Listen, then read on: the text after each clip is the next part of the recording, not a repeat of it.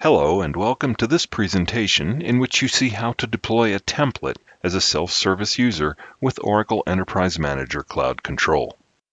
Before a self-service user can deploy templates and assemblies, the self-service administrator has to prepare the software library, then prepare templates and assemblies that can be published and shared with self-service users. When adequate resources are provided to self-service users, they can then request servers from the self-service portal. The servers are deployed from templates and assemblies for which users have permission to access. Now, let's deploy a template. In this session, I'm logged into the Oracle Enterprise Manager Cloud Control self-service portal as a self-service user. To start the template deployment process, click Request Servers above the list of the 10 last requested servers. The new server request sequence begins with the General page. Here, search for the template by clicking the magnifying glass next to the source input. The source software selection dialog box appears, and here, select the template named OL7U6-SM-template. Click Select. The name appears on the source input, so click Next. The deployment configuration page appears. Here, you can make a number of configuration changes for the request. Edit the default name to something shorter and more recognizable. Here, edit the name down to the simple OL7U6-SM. Check the box to enable high availability. This setting will restart the VM on another hardware server if the hardware server hosting the VM fails. Click on the small triangle next to the network label to edit the configuration of any network interfaces. Select the interface on the list, here ETH0, and click Edit.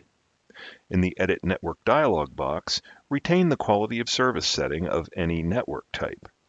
Click the small magnifying glass next to the backend network to change the value. In the network list that appears, click on 52 PVI, then click Select. The new backend network value is set, so click OK. To reconfigure the template storage, click on the small triangle next to the storage label.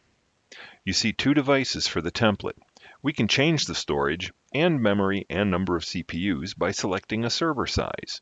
So click the menu and select the small option. In addition to the changes in memory and CPUs, an additional disk of about 228 gigabytes appears. We don't want that device, but we want to keep the memory and CPU settings. So click the server size menu again and select Custom.